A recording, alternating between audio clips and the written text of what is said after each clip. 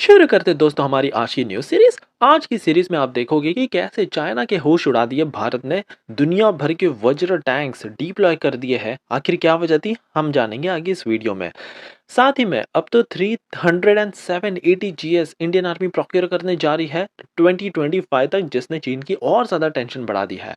इसरो की तरफ से बहुत बड़ी अपडेट आई है। चंद्रयान 3 जो लैंडिंग की थी हमने साउथ पोल में, अब एक इसमें काफी बड़ा ट्विस्ट आ गया है और भारत के फेवर में है। अमेरिका भी शॉक हो चुका है। आखिर क्या वो अकॉम्प्लिशमेंट थी हम जानेंगे। इसरो आगे 2035 में एक रोबोटिक बेस्ड भारतीय अंतरिक्ष स्टेशन बनाने का भी प्लान कर रहा है, जो बहुत ही ज्यादा विशालकाय होगा। डीआरडीओ अब नेक्स्ट जनरेशन ब्रह्मोस मिसाइल पर काम कर रहा है। इसमें एक बहुत बड़ी डेवलपमेंट हमको मिली है। इसके बारे में भी आगे हम इस वीडियो में जानेंगे। भारत के पास जो पुराने हो पड़े सोवियत एरा के ट्रांसपोर्ट एयरक्राफ्ट थे, तो इसको हम रिफर्बिश करना चाहते हैं और रशिया ने अपने ब्रांड न्यू इंजन्स लगा कर देने का यहाँ पर भारत को ऑफर किया है। इसरो ने एक और बढ़िया टेक्नोलॉजी डेवलप कर ली है। डेब्री रेडार सिस्टम क्या है हम जानेंगे। पिनाका 300 किलोमीटर रेंज का एक नेक्स्ट जनरेशन वेरिएंट भी आने वाला है मार्केट में। काफी इंटरेस्टिंग और मजेदार ये न्यूज सीरीज आज की होगी, इसलिए प्लीज आप अंत तक देखिएगा। साथ ही में अगर आप चैनल पर नए हैं तो प्लीज हमको सब्सक्राइब करना मत भूलिएगा, क्योंकि ऐसी धमाकेदार न्यूज सीरीज हम आप तक हर दिन लेकर आते हैं। हमारी पहली खबर आ रही है भारत के वज्र टैंक से जुड़ी, जिसने ड्रैगन के होश उड़ा दिए हैं। भारत और चाइना दोनों के बीच के रिश्ते काफी ज्यादा कड़वाहट में बदलते जा रहे हैं और ये तेजी से बढ़ रहे हैं। इंडियन आर्मी ने अब तो 100 K9 वज्र गन्स डिप्लॉय कर दिए हैं सीधा चाइनीज बॉर्डर पर। इसके अलावा स्वान ड्रोन्स, लॉइटरिंग म्यूनिशंस, ऐसे तमाम सारे अत्याधुनिक हथियार भी डिप्लॉय कर दिया है। आगे तो इंडियन आर्मी इतनी ज्यादा स्ट्रिक्ट हो गई कि इन्होंने कहा कि डीआरडीओ हाइपरसोनिक मिसाइल भी तैयार कर रहा है, जो आवाज की गति से 5 गुना तेज जाकर दुश्मन के हर एक ठिकाने को डिस्ट्रॉय कर देगा। तो इसको भी आगे चलकर हम डिप्लॉय कर देंगे। वैसे तो पहले हमने K9 वज्र टैंक्स को खरीदा इसलिए था कि हम डेजर्ट में डिप्लॉय करेंगे, लेकिन जो ईस्ट लद्दाख में स्टैंड अप हुआ था ये देखकर आर्मी ने डिप्लॉय किया कि सारे हाई नंबर में यहीं पर डिप्लॉय कर दो। इसके साथ ही हॉइजर्स को भी डिप्लॉय कर दो। इन सब के साथ चीन की टेंशन बढ़ना तो काफी ज्यादा वाजिब है। हमारी अगली खबर फिर से इंडियन आर्मी की तरफ से आ रही है। 2025 तक इन्होंने 100 नहीं, 200 नहीं, 307 ATAGS प्रोक्योर करने का एक बहुत बड़ा ऑर्डर फाइनली प्लेस किया है और डिसाइड किया है। ATAGS दैट मीन्स एडवांस टोर्ड आर्टिलरी गन सिस्टम्स। ये हिली एरियाज में बहुत कारगर साबित हो सकते हैं। हिली एरियाज में जो दुश्मन छुपे रहते हैं कोने कोने में, ये सीधा उसी पर सटीक निशाना लगाता है। टाटा कल्याणी इनके पास ऑलरेडी अपने ओन वर्जन ऑफ टेक्नोलॉजी मौजूद है, लेकिन अगर डीआरडीओ चाहे तो इनको आगे चलकर टेक्नोलॉजी ट्रांसफर करके मैसिव प्रोडक्शन लॉन्च करा सकती हैं। हमारी अगली खबर फिर इसरो की तरफ से आ रही है। इसरो को अब एक बहुत बड़ी सफलता मिली है। चंद्रयान 3 जो हमारा बिगेस्ट सक्सेस रहा है, साउथ पोल पे हमने लैंड किया था। तो अब एनालिस्ट दावा कर रहे हैं कि ये जो क्रेटर है ना, ये मून का ओल्डेस्ट क्रेटर है जिस पर हमारा ये लैंडर लॉन्च किया है। कुछ एस्टिमेट्स के मुताबिक इन्होंने बताया 3.85 बिलियन ईयर्स पहले ये क्रेटर बना था। एक प्लैनेट साइज का ऑब्जेक्ट आया और मून के सरफेस को सीधा स्ट्रक्ट कर दिया। ये इसलिए इतना ज़्यादा बड़ा था क्योंकि क्रेटर का जो डायमीटर है वो 300 किलोमीटर से भी ज़्यादा का डायमीटर है, जो कि अभी तक का बिगेस्ट डिस्कवरी है। और इस पॉइंट का नाम भी भारत ने शिव शक्ति रख दिया है।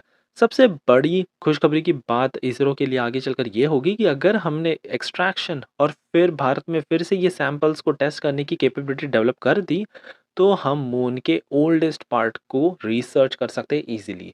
और आगे इसरो की तरफ से एक और बड़ी अपडेट आई है कि 2035 में ये भारत का पहला भारतीय अंतरिक्ष स्टेशन खुद का लॉन्च करेंगे। इसको पार्ट बाय पार्ट भेजा जाएगा और रोबोटिक फेज में एक साथ ये पूरा जुड़ जाएगा। हमारी अगली खबर डीआरडीओ की तरफ से आ रही है। इन्होंने हाल ही में ब्रह्मोस मिसाइल के लिए एक नेक्स्ट जनरेशन टेक्नोलॉजी डेवलप करके तैयार कर दी है, जिसका नाम है advance fibre optic gyroscope based inertial navigation system. अब पहले की जो वेरिएशंस थी, भले ही वो काफ़ी एक्यूरेट थे, लेकिन एक इस टेक्नोलॉजी को डालने से इसकी एक्यूरेसी 100% इंक्रीज हो जाती है और साथ ही में इसका साइज को भी हम काफ़ी हद तक रिड्यूस कर सकते हैं। इसके तीन बेनिफिट्स हैं: reduction in size, accuracy and improved reliability. इस सिस्टम के डेवलप हो जाने से अब इसका एक और बड़ा बेनिफिट ये होगा कि ब्रह्मोस मिसाइल को हम इजीली किसी भी तरह से कौन से भी क्लाइमेटिक कंडीशन में नेविगेट कर सकते हैं और लॉन्च कर सकते हैं। यहाँ पर क्लाइमेट का कोई इफेक्ट नहीं कर सकता। और साथ ही में जो फेलियर्स होने के चांसेस थे, वो मैकेनिकल फेलियर्स के रिस्क भी काफ़ी हद तक ख़त्म हो चुके हैं। मूविंग पार्ट्स काफ़ी कम हो चुके हैं, जिससे अब मिसाइल की परफॉर्मेंस और एक्यूरेसी 99 टू 100% सुनिश्चित की जा सकती है। सो एक बहुत बड़ी डेवलपमेंट हुई है हमारे नेक्स्ट जनरेशन ब्रह्मोस मिसाइल के लिए। हमारी अगली खबर रशिया की तरफ से आ रही है। आपको बता दें कि भारत के पास एक अच्छी खासी फ्लीट है। 17 II-76 MD ट्रांसपोर्ट एयरक्राफ्ट की फ्लीट है, लेकिन ये पुराने हो रहे हैं। सो हमें अब इसकी सर्विस लाइफ बढ़ानी है, जिसके लिए भारत टेंडर फ्लोट करेगा, इंजन्स मांगेगा। तो रशिया ने उसके पहले ही यहाँ पर भारत को एक प्रपोजल दे दिया है कि आप हमारे PS-90 इंजन्स को खरीद सकते हो और हम आपको काफ़ी अच्छे से आपके ट्रांसपोर्ट एयरक्राफ्ट में इंटीग्रेट करके दे देंगे। और ओरिजिनली ये सारे एयरक्राफ्ट वैसे रशिया की ही है और ये बहुत ज़्यादा पुराने हैं, सोवियत एरा के टाइम के हैं, जिसमें टर्बो फैन वाले इंजन्स लगाए गए हैं। बहुत डिकेड्स की सर्विस के बाद इसको रिटायर करने का जब समय आया तो हमने डिसाइड किया है कि इसको नेक्स्ट लाइफ देने वाले हैं। इसमें से जो 17th वाला जो लास्ट वाला एयरक्राफ्ट था ना, वो हमको 1983 टू 1988 के बीच में मिला था। तो आप सोच सकते हो कितने पुराने ये एयरक्राफ्ट है। खैर, ये जो प्रपोजल है रशिया की तरफ से इंजन बदल के देने का, ये काफ़ी हद तक सिग्निफिकेंट इंप्रूवमेंट ला सकता है in terms of reliability, fuel efficiency और ऑपरेटेबिलिटी। आगे और 10 साल तक हम फिर इसको यूज कर सकते हैं। इसीलिए हमारी अगली खबर इसरो की एक बहुत बड़ी डेवलपमेंट की तरफ से आ रही है। दरअसल इसरो अब एक स्पेस डेब्री रडार तैयार कर रहा है। आपको बता दें कि अमेरिका, सोवियत एरा और जितने भी तमाम सारे देश थे, इन्होंने बहुत पहले काफ़ी कचरा फैलाया था अपने स्पेस मिशंस के ज़रिए, जिसकी वजह से स्पेस डेब्री की इतनी बड़ी प्रॉब्लम आ चुकी है कि आज के समय में ये सारा कचरा स्पेस में थाउजेंड्स ऑफ किलोमीटर प्रति घंटे की रफ्तार से भाग रहा है। और अगर भारत को इन केस कुछ भी भारी भरकम या काफ़ी प्रेस्टिजियस प्रोजेक्ट लॉन्च करना हो और अगर ये डेब्री हिट कर जाती है, तो ये पूरा फेल हो सकता है। सो इसी रिस्क को भाप कर इसरो ने डेवलप कर लिया है अब अपना स्पेस डेब्री रडार। हाल ही में इसको शोकेस किया गया और ये काफ़ी ज़्यादा पावरफुल है। मैं आपको कुछ इसकी हाइलाइट्स बताता हूँ।